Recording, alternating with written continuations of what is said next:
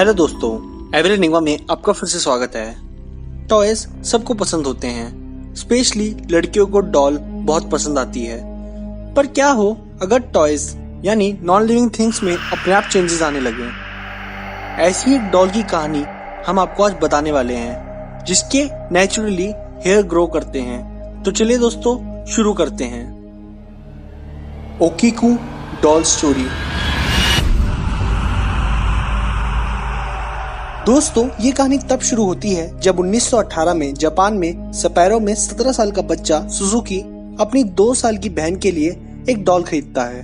एक एग्जीबिशन में बड़ी सुंदर सी गुड़िया को देखकर सुजुकी को अपनी बहन के लिए डॉल खरीदने का आइडिया आता है। डॉल 40 सेंटीमीटर बड़ी थी और वो किमोनो में ड्रेस्ड अप थी। उस डॉल के बाल काले थे और शोल्डर लेंथ तक के थे। जब सुजुकी अपने घर पहुंचा तो उसने अपनी बहन ओकीकू को ये प्यारा सा तोहफा गिफ्ट दिया और उसकी 2 साल की बहन इस तोहफे को लेकर बहुत खुश हुई। ये डॉल ओकीकू की फेवरेट डॉल बन चुकी थी और दिन रात ओकीकू के साथ ये डॉल रहती थी। कुछ दिनों बाद इस डॉल को वो ओकीकू ही बोलने लगी। डॉल एक पल भी अब इस बच्ची की नजरों से दूर नहीं रहती थी।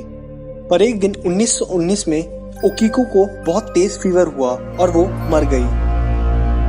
बहुत बड़ा झटका था ओकीकू की फैमिली के लिए, क्योंकि वो महज 3 साल की ही थी। डॉल को भी ओकीकू के साथ ही गाड़ना था, पर किसी कारण से वो डॉल बाहर रह गई।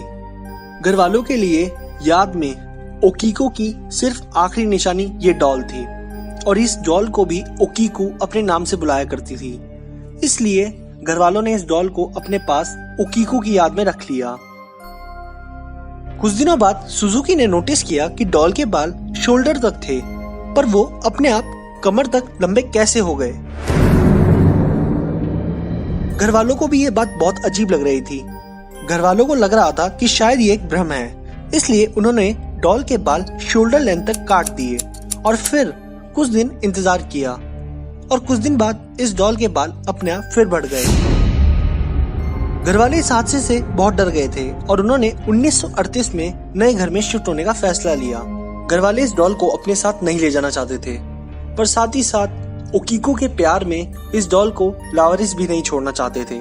इसलिए उन्होंने इस डॉल को मेनेंजी टेम्पल में छोड़ दिया और प्रीस्ट को सारी बात बता दी। अब प्रीस्ट भी इस बात को देखना चाहता था कि क्या सच में डॉल के बाल उगते हैं, इसलिए उन्होंने इस डॉल के बाल शोल्डर लेंथ तक काट दिए, जो कि फिर से अपने आप कमर तक आ चुके थे कुछ दिनों बाद।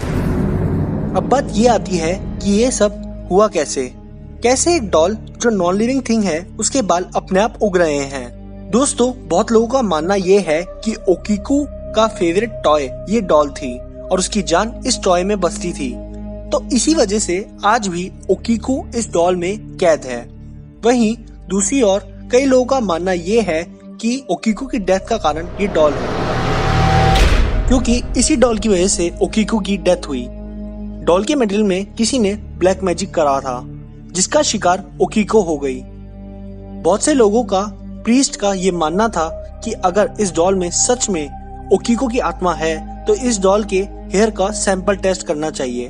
पर सवाल फिर ये उठा कि सैंपल को कंपेयर किसके साथ करें, क्योंकि ओकीकू को मरे बहुत साल हो चुके थे।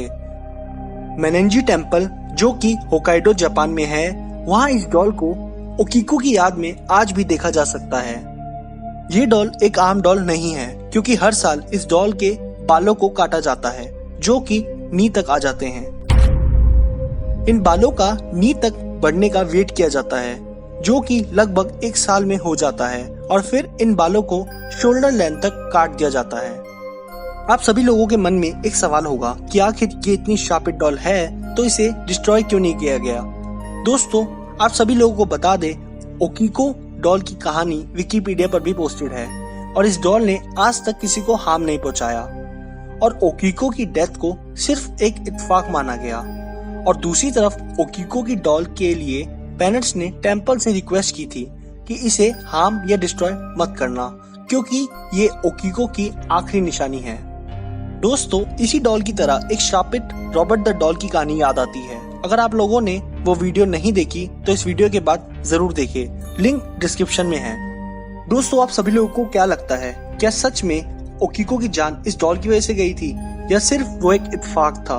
हमें कमेंट में जरूर बताएं। और भी मिस्टीरियस वीडियोस के लिए हमें सब्सक्राइब करें और बेल आइकन क्लिक करें, जिससे आप लोगों को सबसे पहले मिल सके हमारी वीडियोस की नोटिफिकेशन। साथ ही साथ हमें इंस्टाग्राम पर फॉलो करें। हमारे पेज का लिंक डिस्क्रिप्शन में है।